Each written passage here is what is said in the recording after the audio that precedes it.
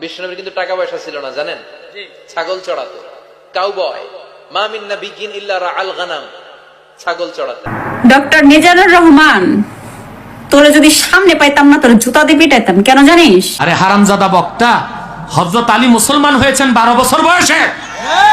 জিন্দেগিতে কোনোদিন তিনি মদের বোতল স্পর্শ করেন না। আপনারা ঝাড়ু, এটা বরিশালের ভাষায় বলে কিসা, কিসা, বুঝতে পারছেন? এই খবিসের বাচ্চাটাকে, এই মফিসটাকে এই পিসা দিয়ে পিড়েই তো ওয়াজ করেন যে মিজানুর রহমান আজহারি, তিনি টাকার বিনিময়ে তার বিভিন্ন অঞ্চলে গিয়ে তিনি ওয়াজ করেন। ভালো যারা আমার হেটার্স আছেন, আমার বিরুদ্ধে ভিডিও মেক করেন ছোট ছোট 2 সেকেন্ডের 5 সেকেন্ডের গুলো একসাথে করে, তাদেরকে আমি অন্তরের অন্তঃস্থল থেকে ধন্যবাদ জানাই। মিজানুর রহমান আজহারি উনি হচ্ছেন আমার একজন স্বপ্নের পুরুষ, স্বপ্নের মানুষ। মুফতি, মাওলানা, অনেক প্রমিনেন্ট পার্সনরা আমাকে নক দিয়ে। মাওলানা মিজানুর রহমান আজহারি সাহেবের কথা বলছি। আমি তার একজন ভক্ত, একথা এর আগেও আমি। হ্যালো দর্শক, আশা করছি সকলে ভালো আছেন। প্রিয় দর্শক, আরেকটি সংবাদে সবাইকে স্বাগতম। আপনারা জানেন দেশের বর্তমান পরিস্থিতির পরিপ্রেক্ষিতে ভিডিওর মূল অংশ দেখেছেন, আরো কিছু গুরুত্বপূর্ণ অংশ দেখাবো। তার আগে অনুরোধ করবো যারা এখন পর্যন্ত এই চ্যানেলটি সাবস্ক্রাইব করেননি, অতি দ্রুত চ্যানেলটি। আজকের প্রমাণিত হলো যে লালমনিরহাটের মানুষ যা চেয়েছে তা আল্লাহর রহমতে তারা সফলভাবে সম্পন্ন করতে পেরেছে। শায়েখ ডক্টর মিজানুর রহমান আজহারির মাহফিলকে কেন্দ্র করে বেশ কিছুদিন পর্যন্ত শাহবাগীদের মধ্যে এক ধরনের ষড়যন্ত্র চলমান ছিল। বিভিন্ন দলের মধ্যে, মতের মধ্যে শাহবাগীরা প্রবেশ করে ইসলাম প্রিয় এই স্কলারকে বিতর্কিত করতে চেয়েছে, তার মাহফিলগুলোকে বন্ধ করতে চেয়েছে এবং মাহফিলগুলোতে যাতে জনসমাগম না হয় সে ধরনের বিভিন্ন নেগেটিভ প্রপাগান্ডা পর্যন্ত তারা চালাতে চেয়েছে এবং কিছু কিছু জায়গায় তারা সেটা চালিয়েছে। এবং যে মাত্রায় তারা চালিয়েছে তাতে তারা মনে করেছে যে বাংলাদেশে হয়তো আজহারি সাহেবের মাহফিল বন্ধ হতে চলছে, আজহারির মাহফিলে মানুষ আসবে না কিংবা মাহফিল আর সুন্দরভাবে বাস্তবায়ন করা যাবে না। আল্লাহ পাকের মেহেরবানি, আজকের লালমনিরহাটের জনগণ তথা যেই অঞ্চলটায় শেখ হাসিনার শ্বশুর বাড়ি, সেই অঞ্চলের জনগণ, রংপুরের জনগণ ঐক্যবদ্ধভাবে দেখিয়েছে কোরআনের আলো বাংলাদেশের প্রত্যেকটি ঘরে ঘরে কিভাবে জ্বালানো যায় এবং জ্বলছে তার একটা বাস্তব প্রতিচ্ছবি আজকের লালমনিরহাটের তাফসির মাহফিল থেকে দেখেছি। আজ এই তাফসির মাহফিল সত্যিকার অর্থেই যে জনগণ ঐক্যবদ্ধ থাকলে সফল করা সম্ভব, তা আজকের এই মাহফিল একটি যুগান্তকারী পদক্ষেপ হিসাবে আমার কাছে মনে হয়েছে, স্পষ্ট হয়েছে। আপনারা ইতিমধ্যেই দেখেছেন যে মাহফিলের সবচেয়ে যাদেরকে নিয়ে বিতর্ক সৃষ্টি করা হচ্ছিল সেটা হচ্ছে বর্তমান প্রজন্মের জেনজিদেরকে নিয়ে, যারা যুবক তরুণ এই মাহফিলে যায় তারা যাতে যেতে না পারে সে কারণে বিভিন্ন ষড়যন্ত্র করা হয়েছিল। কিন্তু সকল ষড়যন্ত্র ভেস্তে দিয়ে যুবক তরুণরাই এই মাহফিলকে এমনভাবে সফল করেছে যে বাংলাদেশের আগামী দিনের প্রত্যেকটি মাহফিল আরো সুন্দরভাবে, সফলভাবে আজকের পালন করবে, সেটার একটা শপথ এই লালমনিরহাট থেকে নিয়েছে। আমার সবচেয়ে ভালো লেগেছে, আমি যেই বক্তব্যটি গত 2-3 দিন পর্যন্ত দিয়েছি যে আজহারি সাহেব যখন ওয়াজ করবেন তার সামনে নিয়ন্ত্রণ ব্যবস্থাটা এমনভাবে থাকতে হবে যাতে করে সামনে কোনো ধরনের আনন্দ কিংবা আবেগ দেখাতে গিয়েও বিশৃঙ্খলার সৃষ্টি না হয়। আজকের লালমনিরহাট সেটাই প্রমাণ করেছে। তাদের মঞ্চ থেকে দর্শকদের সারি পর্যন্ত যে জায়গাটা তারা সুন্দরভাবে মেনটেন করেছে, এটা আমাদের মাহফিলের জন্য একটি উজ্জ্বল দৃষ্টান্ত। আগামী দিনে এই পদ্ধতি সমগ্র মাহফিলগুলোতে চলমান রাখতে হবে। আমি লালমনিরহাটের মাহফিলে যেতে না পারায় আন্তরিকভাবে দুঃখ প্রকাশ করছি, কিন্তু মাহফিলগুলোর উপরে যেহেতু আমি একটি রিভিউ আপনাদেরকে প্রতিটা মাহফিলের পর দিয়ে এসেছি, আমার কাছে অনেকেই আজকের লালমনিরহাটের মাহফিলের নেগেটিভ এবং পজিটিভ বিষয়গুলো জানার চেষ্টা করেছেন। আমি স্পষ্ট করে বলতে চাই, লালমনিরহাটের এই দিনের বেলা তীব্র রোদের মধ্যে কোরআন প্রেমীদের আগমনী প্রমাণ করে আগামীর বাংলাদেশ, মুসলমানদের বাংলাদেশ, আগামীর বাংলাদেশ, কোরআনের বাংলাদেশ, আগামীর বাংলাদেশ, ইসলামপন্থী ইসলামিক স্কলারদের বাংলাদেশ, কোনো সন্দেহ নাই। তীব্র রোদ উপেক্ষা করে কোনো ধরনের বিরিয়ানি নাই, শাহবাগীদের খিচুড়ি নাই, কোনো ধরনের ওখানে খানা দানার ব্যবস্থা পর্যন্ত নাই, গাড়ি ঘোড়ার ব্যবস্থা নাই। সম্পূর্ণ নিজ দায়িত্বে আজকের এখানে তারা উপস্থিত হয়ে প্রমাণ করেছে তারা একমাত্র কোরআনকে ভালোবাসে এবং কোরআনকে সুন্দরভাবে যেই সকল শায়েখ কিংবা স্কলাররা উপস্থাপন করে তাদেরকেও ভালোবাসে। আজকের লালমনিরহাটবাসীকে সে কারণে সবার আগে আমি ধন্যবাদ জানাই। আপনাদের ম্যানেজমেন্ট ছিল অত্যন্ত সুন্দর, আপনাদের আয়োজন ছিল অত্যন্ত মানুষের কাছে এবং এই দেশের যে কোনো যুবকদের কাছে যুগান্ত স্থাপনকারী একটি প্রোগ্রাম আপনারা করতে পেরেছেন, সফলভাবে আপনারা সম্পন্ন করেছেন। আমি সরকারকে ধন্যবাদ জানাই। সরকার উদ্যোগ নিয়েছেন মানুষের যাতায়াতের জন্য রেল পর্যন্ত অতিরিক্ত বগি তারা সেখানে দিয়েছেন।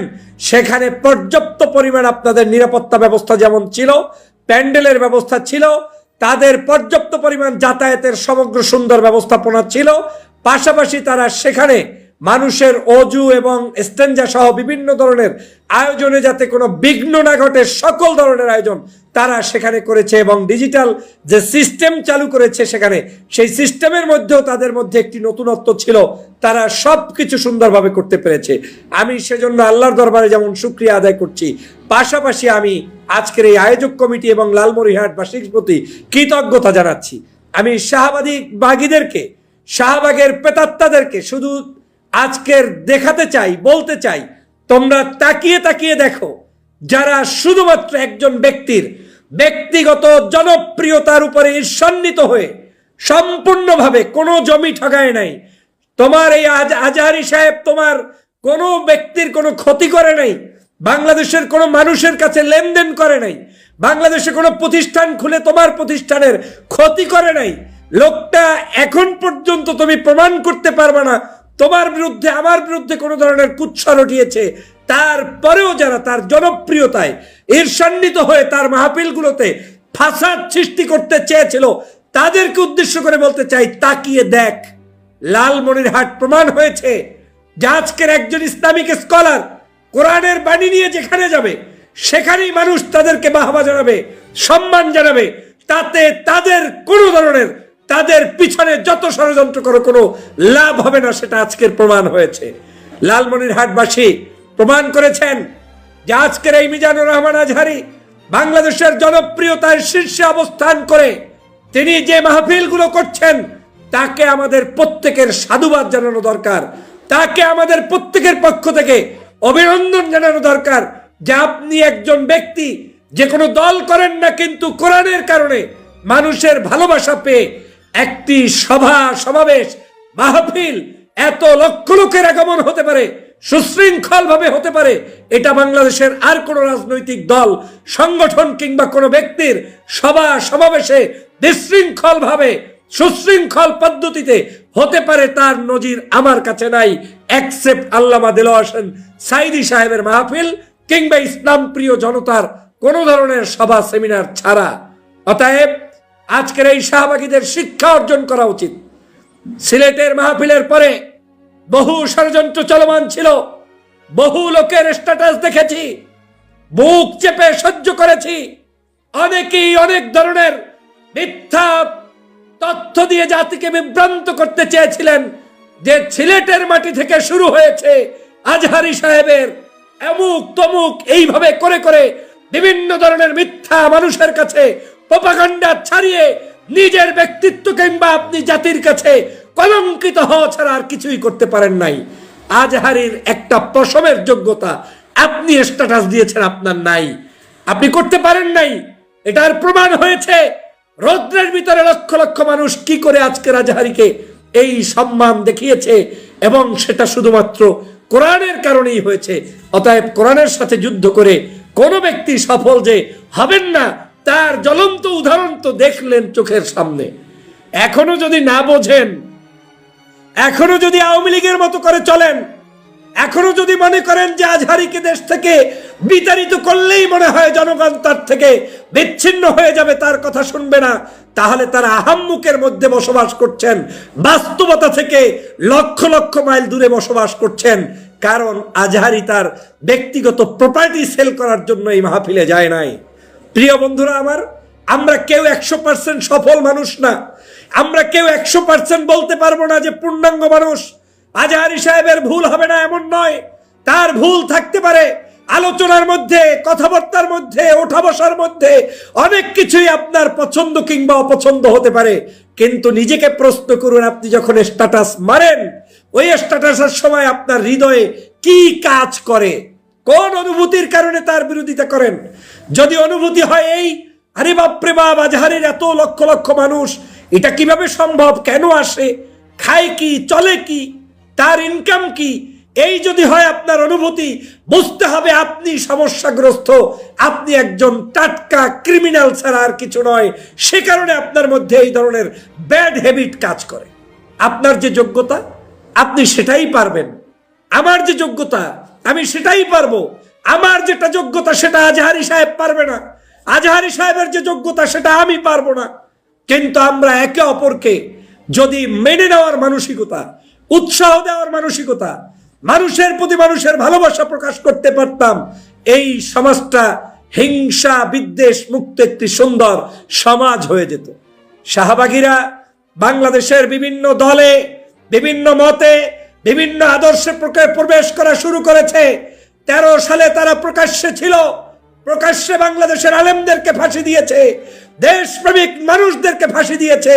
কিন্তু যখন তারা তার নেত্রী শেখ হাসিনা পালিয়ে যেতে বাধ্য হয়েছে, তখন তারা এখন এই শাহবাগের পেতাত্তা দালালগুলোকে বিভিন্ন সংস্থার মধ্যে প্রবেশ করিয়ে দিয়ে গণতন্ত্রের নামে, বিভিন্ন নামে, বিভিন্ন ছদ্মবেশে, মুক্ত স্বাধীনতার ছদ্মবেশে ইসলামের বিরুদ্ধে কুৎসা রটানোর জন্যই তারা মাঠে নেমেছে, আর কোনো কাজ নেই। আপনি আইডি খোঁজ করে দেখবেন, নীতিবাক্য ছাড়ে লোকটা গত 16 বছরে শেখ হাসিনার বিরুদ্ধে একটা স্ট্যাটাস দেয় নাই। নীতিবাক্য ছাড়ে জুলাই বিপ্লবে একটা অবদান নাই। নীতিবাক্য ছাড়ে শহীদ হয়েছে সেই মানুষদের জন্য একটা অবদান নাই, তাদের জন্য কোনো আয়োজন নাই। কিন্তু ওই নীতিবাক্য ছাড়ে কে? ছাড়ে শাহবাগীরা। কিন্তু ছাড়ে কি নাম দিয়া? নাম দেয় আপনার আমার শুভাকাঙ্ক্ষী সেজে।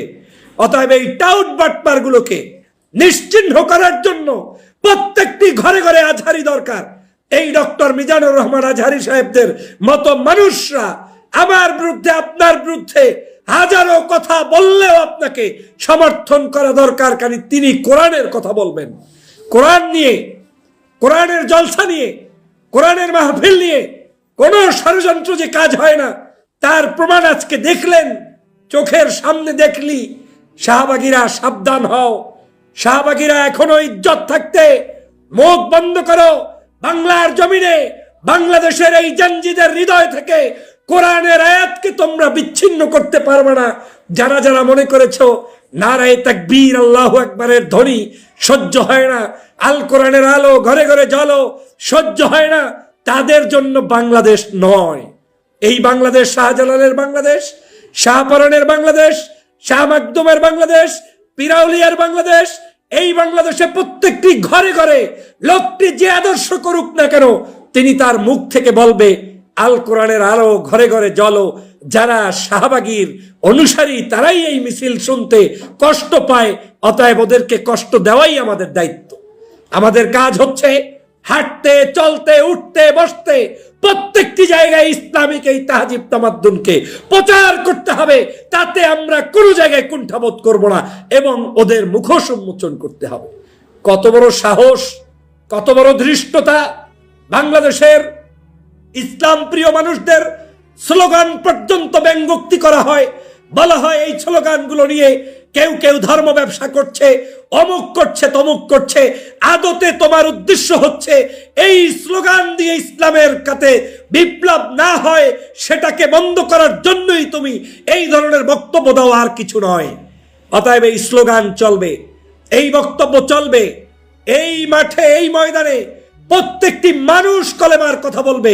কেউ সেটাকে বন্ধ করার কোনো সাহস, কোনো সুযোগ আমরা দিব না।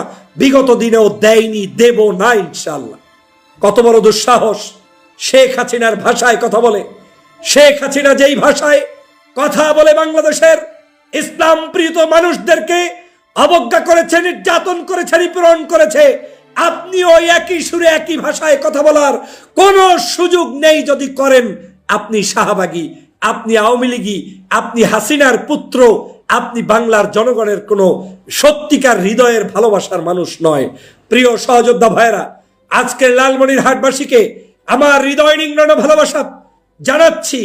আপনাদের প্রতি অনুরোধ হচ্ছে প্রত্যেকটি ধর্মগোষ্ঠীর যে কোনো ভালো কাজে আপনি সমর্থন জানিয়ে যাবেন। পাশাপাশি বাংলাদেশের যেই সকল ইসলামিক স্কলার আছে তারা আপনার আদর্শের না হোক, ভিন্ন চরিত্রের হোক, ওর কোনো কার্যক্রম আপনি বন্ধ করতে যাবেন না, জলে পুড়ে ছারখার হয়ে যাবেন। কারণ ইসলাম বন্ধ করা যায় না, ধর্ম বন্ধ করা যায় না, কোরআন বন্ধ করা যায় না। আপনাদের উচিত হবে ধর্মভিত্তিক সকল মানুষদেরকে পারলে উৎসাহ প্রদান করবেন, না পারলে চুপ থাকবেন, কিন্তু তাদেরকে বাধা প্রদান করা যাবে না। বাধা প্রদানের ফল কি হয় শেখ হাসিনা এখন হারে হারে টের পাচ্ছে। এখন বাংলাদেশে থাকতেও পেয়েছে, বাংলাদেশ থেকে বিতাড়িত হওয়ার পরেও পেয়েছে।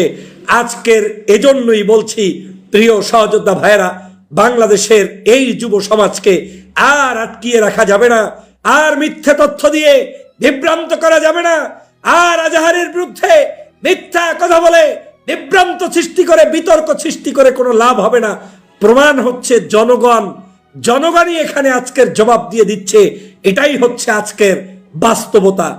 আমি মনে করি লালমনিরহাটের এই মাহফিল থেকে শিক্ষা অর্জন করে আগামী দিনে এই বড় বড় গ্যাদারিং গুলোতে আপনারা আরো ভালো করে সুন্দরভাবে আয়োজন করবেন, সেই উদাত্ত আহ্বান জানাই। এবং আমি বলেছিলাম জেনজিরা কোনো ধরনের অন্যায় করে নাই। আজহারী সাহেবকে ভালোবেসে জেনজিরা সেলফি তুলতে চায়, কথা বলতে চায়, দেখা করতে চায়। মানুষের উপচে পড়া ভিড়ের কারণেই মূলত সমস্যা তৈরি হয়। কিন্তু আজ জেনজিরা আবার প্রমাণ করেছে আমরা চাইলে সেলফি তুলতেও পারি, আমরা চাইলে ধৈর্য ধরে দূরে বসেও ওয়াজ শুনতে পারি। অতএব জেনজিদের কোনো দোষ নাই, জেনজিরাই আমাদের প্রাণ, এই যুব সমাজই আমাদের প্রাণ। তাদেরকে দিয়েই এই তাফসীর মাহফিল টিকিয়ে রাখতে হবে। এই মাহফিলগুলোতে তাদের আগমনের মধ্য দিয়েই বাংলাদেশের হৃদয়ে হৃদয়ে, ঘরে ঘরে, বাড়িতে বাড়িতে সত্য বস্তুনিষ্ঠ দেশপ্রেমিক তৈরি করতে হবে। সেটাই হচ্ছে আমাদের কাজ প্রিয় ভাইরা। অতএব সিলেট হোক, যশোর হোক, পেকুয়ায় হোক, আর আপনার এই যে আপনার কি বলে আজকের লালমনিরহাটে হোক, প্রত্যেকটি মাহফিলেই যারা ক্লান্ত পরিশ্রম করেছেন আপনাদেরকে ধন্যবাদ জানাই।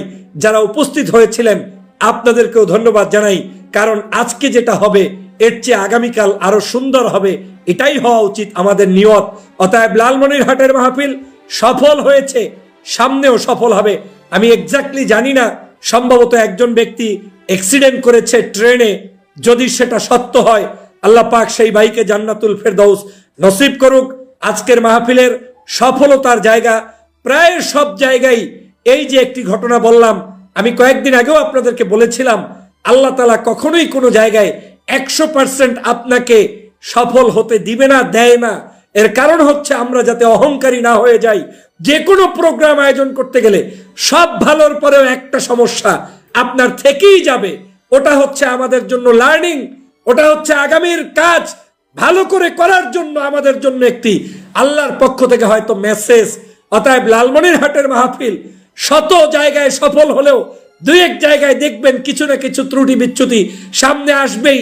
যেমন কোনো ভাই যদি গাড়িতে অ্যাক্সিডেন্ট করে থাকে কিংবা কোনো ট্রেনে অ্যাক্সিডেন্ট করে থাকে, হায়াত মওত তো আল্লাহর হাতে, আমরা জানি না। কিন্তু তারপরেও এই ধরনের ছোট ছোট যত ধরনের সমস্যা হয় ভবিষ্যতে সেগুলা না হয় সেদিকেও আমাদের খেয়াল রাখতে হবে। সেই দোয়া এবং সেই আশা ব্যক্ত করছি। আজকের এই লাইভে যারা উপস্থিত হয়েছেন আপনাদের সবাইকে ধন্যবাদ জানাই। পরিশেষে আপনাদের মাধ্যমে বলতে চাই, এই বাংলাদেশ শহীদদের বাংলাদেশ, এই বাংলাদেশ কালেমার বাংলাদেশ, এই বাংলাদেশ ইসলাম প্রিয় জনতার বাংলাদেশ। অতএব এই বাংলাদেশে আপনাদের আমাদের সকলের প্রচেষ্টায় তাফসীর মাহফিল চলমান থাকবে। এই বাংলাদেশ কিয়ামতের আগে আর কোনোদিন 144 দ্বারা জারি করা কিংবা মাহফিল নিয়ে ষড়যন্ত্র করা করতে আমরা কোনোদিন দিব না। আপনি যে দল করেন ধর্মের ব্যাপারে ক্লিয়ার কনসেপ্ট জাতিকে জানিয়ে দিতে হবে। আপনি কি ইসলামের পক্ষে না বিপক্ষে জানিয়ে দিতে হবে। আপনি কি মাহফিলের পক্ষে না বিপক্ষে জানিয়ে দিতে হবে। আপনি কি ধর্মপ্রাণ মানুষদের অনুষ্ঠান আচার ব্যবহারের পক্ষে না বিপক্ষে জানিয়ে দিতে হবে। মুনাফিকির স্থান বাংলাদেশে হবে না, সেটা আমরা চিরদিনের জন্য নির্মূল করব ইনশাআল্লাহ। সবাই ভালো থাকবেন, সুস্থ থাকবেন। আবারও লালমনিরহাটবাসীকে ধন্যবাদ জানাই। আজকের মাহফিল, আজহারী ভাইয়ের আলোচনা এবং তার আগমন এবং তার বিদায় সহ সবকিছু ছিল চমৎপ্রদ, সুন্দর এবং সাবলীল, সৌন্দর্যতায় ভরপুর। আয়োজনের একেবারে রাস্তাঘাট, অলি গলি, প্রত্যেকটি পদে প্রান্তরে মানুষ এবং মানুষের পদভারে মুখরিত ছিল লালমনিরহাট, রংপুর। অতএব এই লালমনিরহাটের পদভার সমগ্র বাংলাদেশই তৈরি হবে এবং কলেমার পতাকা উচ্চ জায়গায় পৌঁছবে ইনশাআল্লাহ। দুনিয়ার সুখ আনন্দকে নষ্ট করে দেয় বার্ধক্য। মানুষ বুড়ো হতে চায় না। দেখবেন যে দাড়ি যার একটু সাদা হয়ে গেছে কত ভাবে ওইটার একটু লুকিয়ে রাখার ট্রাই করে, আছে না নাই? হ্যাঁ, এটারে কলব দেয়, এটার কেউ মেহেদি দেয়, এটারে কেউ কেটে কুটে। এই যে আমারও তো পাকতেছে এদিক দিয়ে। এ তো আজ থেকে 5 বছর আগেও তো কুচকুচে দাড়ি ছিল, চুল ছিল, রং ধরা যৌবন, জং ধরে শেষ। এই তো জীবন। This is the circle of life. এটাই লাইফ। এই যে পাকতেছে এইখানে পাকতেছে, দিস ইজ লাইফ। তো মানুষ বুড়ো হতে চায় না। এখন দেখবেন যে অনেক শ্যাম্পু বেরোইছে, শ্যাম্পু, অ্যান্টি এজিং শ্যাম্পু, $60,000, $60,000 এক বোতল গোল্ড ওয়াটার। কেন? এটা খেলে বার্ধক্যের ছাপ নাকি চেহারায় লাগে না।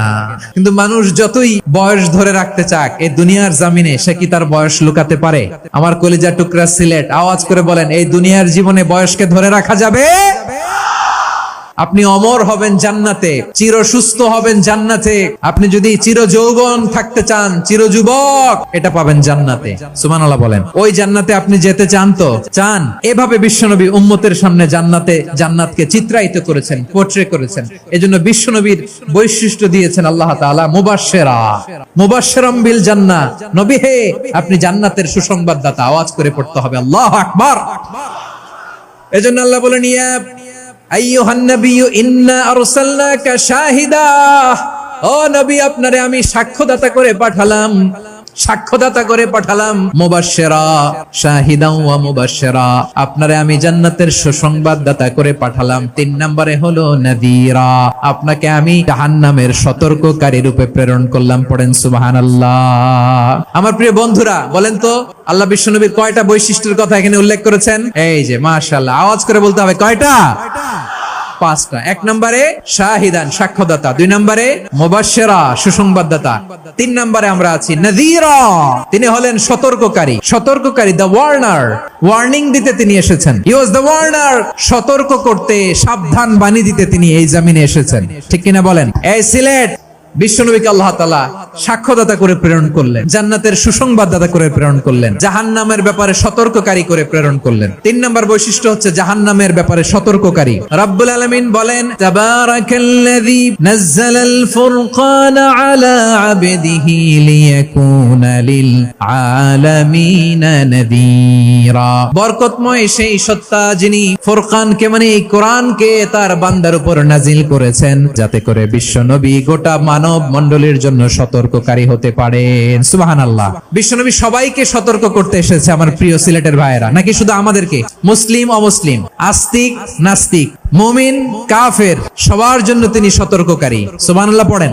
সূরা আলাক নাজিল হলো, তারপর সূরা মুদ্দাসসির নাজিল হলো। আল্লাহ বললেন, ইয়া আইয়ুহাল মুদ্দাসসির কুম ফাআনযির, stand up and warn your people. বিশ্বনবী ওহীর ভার সহ্য করতে না পেরে কাঁপুনি এসে গেল, শীত লাগছিল, তিনি চাদর গায়ে দিলেন। আল্লাহ বললেন, ইয়া আইয়ুহাল মুদ্দাসসির, হে চাদরওয়ালা, কুম ফাআনযির, স্ট্যান্ড আপ, ফাআনযির, ওয়ার্ন করো, সতর্ক করো। সুবহানাল্লাহ। ওই যে বিশ্বনবী স্ট্যান্ড আপ, দাঁড়ালেন আর সতর্ক শুরু করলেন, এন্তেকালের আগ পর্যন্ত আর বসতে পারেন নাই। ওই যে দাঁড়ালেন, দাঁড়িয়েই রইলেন, উম্মাহকে সতর্ক করেই গেলেন, করতেই থাকলেন। আওয়াজ করে পড়েন আল্লাহু আকবার। ওয়ানযির আশীরাতাকাল আকরাবিন যখন নাজিল হলো, বিশ্বনবী সাফা পাহাড়ের চূড়ায় উঠে গেলেন, ডাকতে আরম্ভ করলেন, ও আমার বংশের লোকেরা, ও আমার সম্প্রদায়ের লোকেরা, আমি যদি বলি পাহাড়ের পেছনে একদল ঘোড়সাওয়ার তোমাদেরকে আক্রমণ করার জন্য রেডি হয়ে আছে, ও আমার মক্কাবাসী, আমার কথা তোমরা বিশ্বাস করবা নাকি? সবাই এক বাক্যে বলে দিল, বিশ্বাস করব। সুবহানাল্লাহ। ও আমার মক্কাবাসী, আমি যদি বলি পাহাড়ের পেছনে একদল ব্যাটালিয়ন তোমাদেরকে অ্যাটাক করবে, আমি বললে বিশ্বাস করবা? মক্কাবাসী কি উত্তর দিয়েছিল জানেন? এত হেভি ওয়েটফুল একটা কথা বলেছিল। তারা বলেছিল অবশ্যই বিশ্বাস করব, কারণ মা জাররাবনা আলাইকা ইল্লা সিদকা, আমরা জীবনে কোনোদিন তোমার মুখে মিথ্যা শুনি নাই। সুবহানাল্লাহ কইবেন না? ও মিয়া, যে এলাকায় আপনি জন্মগ্রহণ করলেন, আপনার শৈশব, কৈশোর, আপনার তারুণ্য, আপনার যৌবন যেখানে কাটালেন, ওই এলাকার লোকেরা যদি এক বাক্যে বলে তুমি যা বলবা তাই বিশ্বাস করব, কারণ তোমার তো মিথ্যা কইতে শুনি নাই। মা জাররাবনা আলাইকা ইল্লা সিদকা, we have never ever witnessed a single lie from you, আমরা জীবনে একটা মিথ্যা তোমার মুখ থেকে শুনি নাই। সুবহানাল্লাহ বলেন। দেখেন, এই কথার মাধ্যমে এক বাক্যে বিগত 40 বছরের সার্টিফিকেশন হয়ে গেছে। কথা বলেন ঠিক কিনা? বিগত 40 বছর আমার নবী মক্কায় কেমন লাইফ লিড করেছেন, এক বাক্যে সার্টিফিকেশন, মা জাররাবনা আলাইকা ইল্লা সিদকা। তখন বিশ্বনবী বললেন ফা ইন্নী নাযীরুল লাকুম বাইনা ইয়াদাই আযাবিন শাদীদ, যদি আমার কথা বিশ্বাস করো তাহলে জেনে রাখো, যদি মূর্তি পূজা আর এই শিরকি কর্মকাণ্ড ছেড়ে না দিয়ে এক আল্লাহর পথে ফিরে না আসো, কঠিন আযাব তোমাদের জন্য অপেক্ষা করছে। আওয়াজ করে পড়েন আল্লাহু আকবার। ফাইন্নী নাযীরুল লাকুম বাইনা ইয়াদাই আযাবিন শাদীদ, ভয়ঙ্করতম শাস্তি তোমাদের জন্য অপেক্ষা করেছে, আমি সেই শাস্তির সতর্কতা দিতে এসেছি। তাহলে বিশ্বনবীর আরেকটা বৈশিষ্ট্য, তিনি সতর্কতাকারী। সুবহানাল্লাহ, তিনি সতর্ককারী, উম্মাহকে রিমাইন্ডার দিতে এসেছেন, ওয়ার্নিং দিতে এসেছেন। আবার জাহান্নামীরা যখন জাহান্নামে যাবে, ফেরেশতারা ডেকে বলবে, ও কপাল পোড়া জাহান্নামীরা, জাহান্নামে কেন ঢুকলা? দুনিয়ার বুকে কি তোমাদেরকে সতর্ক করার জন্য কেউ আসে নাই? কুল্লামা উলকিয়া فيها فوج سألهم خزنتها ألم يأتكم نذير। সুবহানাল্লাহ পড়েন, আলম ইয়াতিকুম নাযীর, কোন সতর্ককারী আসে নাই? বিশ্বনবী নাযীর হয়ে, সতর্ককারী হয়ে পৃথিবীতে আসলেন। তিনি জাহান্নামের ব্যাপারে উম্মাহকে সতর্ক করেছেন। জান্নাতকে যেমনি তিনি প্রদভাবে উম্মার সামনে পোট্রে করেছেন, চিত্রায়িত করেছেন, ঠিক অনুরূপ ভাবে ভয়ঙ্কর জাহান্নামকেও তিনি এই উম্মার সামনে পোট্রে করেছেন। জাহান্নামকে কিভাবে বিশ্বনবী উম্মার সামনে পোট্রে করলেন, চিত্রায়িত করলেন, শুনতে মনে চায়? সিলেটবাসী শুনতে মনে চায়?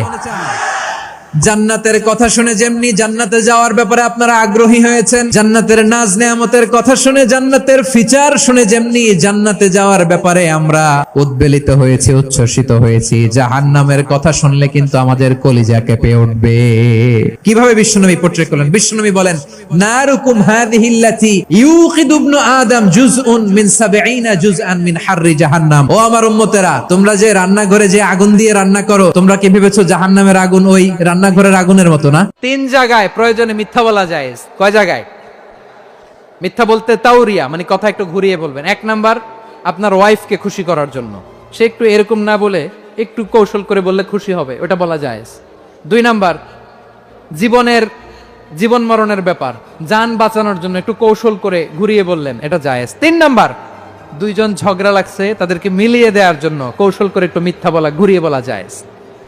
2 জনের মধ্যে দেখলেন যে সম্পর্ক খারাপ, একজনরে বললেন, ভাই সে তো ওই দিন আপনার ব্যাপারে অনেক প্রশংসা, কি আমার প্রিয় দর্শক, জানান আপনার মূল্যবান মতামত। এতক্ষণ ভিডিওটি সম্পূর্ণ দেখার জন্য ধন্যবাদ। আপনারা জানেন বর্তমান দেশের পরিস্থিতির পরিপ্রেক্ষিতে এখন কিন্তু বর্তমান দেশটা অনেকটাই শোচনীয় অবস্থায় রয়েছে এবং দেশের মানুষও কিন্তু তাই রয়েছে এবং এটি নিয়ে অনেকের মধ্যে অনেক গুঞ্জনা সৃষ্টি হয়েছে। তাই বিষয়টি নিয়ে আপনাদের কি মতামত অবশ্যই কমেন্ট করে জানিয়ে দিবেন।